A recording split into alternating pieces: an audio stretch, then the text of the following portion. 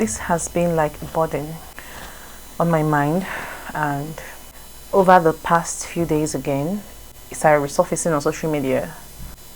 You know, there are some stories that you hear once or you see it a few times and it never really leaves you right. That's how I feel at this point with this story. And the story I'm referring to is that of Ochanya. She was just a 13-year-old girl. She had her life ahead of her. She had dreams, aspirations, just like every other little girl out there. She was living with her parents, and at some point, because the schools were not operating in the area where she lived in Benue State, the parents decided to send her to her relative's house to further her education.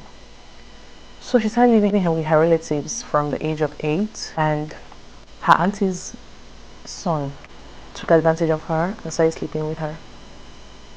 And then, as it was happening, the sister found out and she reported to the dad, who did nothing about it, but instead he continued the cycle. When she was 13, she became ill and she was taken to the hospital. She was there for 2 months and a few days. They ran tests and all that because she was already down with infection, she was already down with BVF. And then along the line,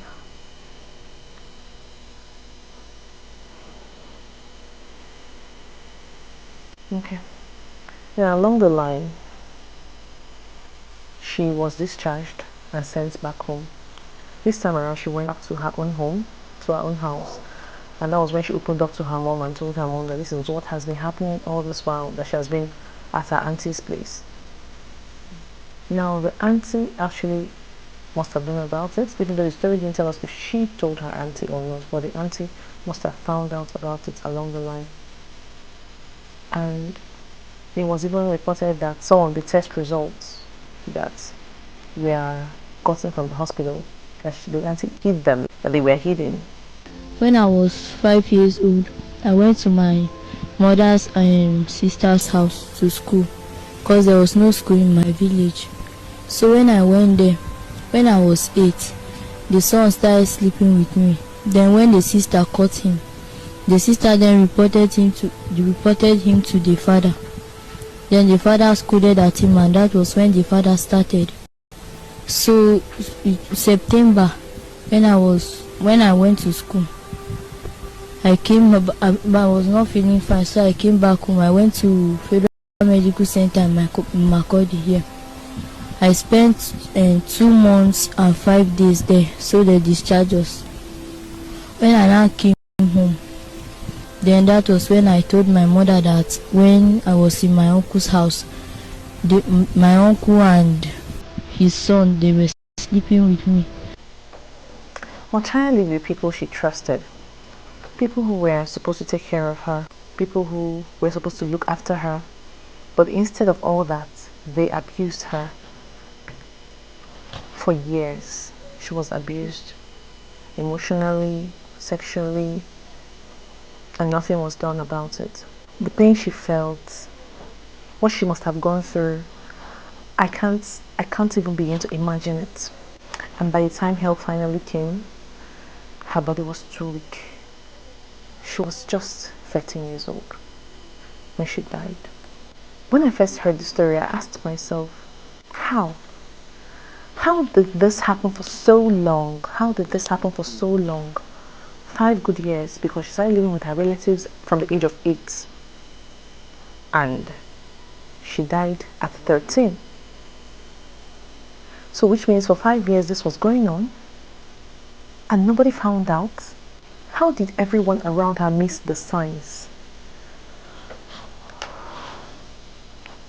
And honestly, the question still hurts whenever I think about it. Because we live in a world where people see things but decide to stay quiet. I don't want to get involved. But while we're staying quiet, a child somewhere is suffering. A child somewhere out there is suffering. Ochanya's story broke the internet back then.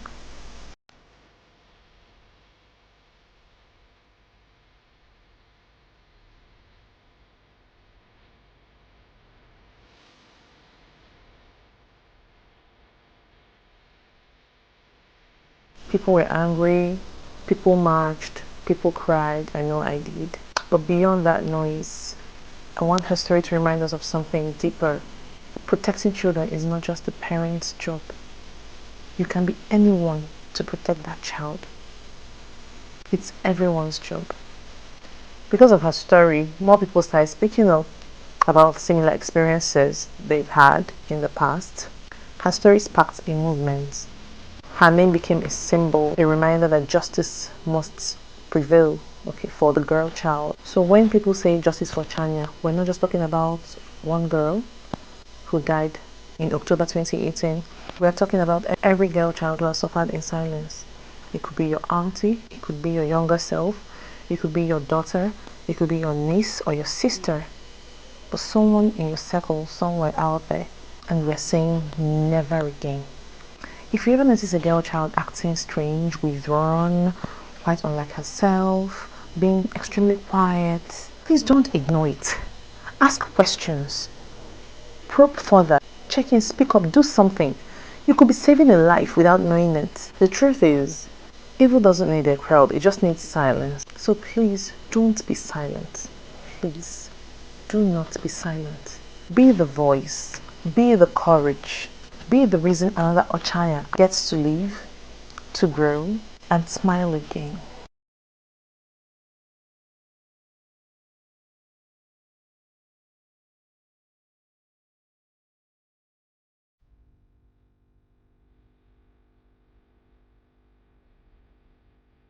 So that's it, guys.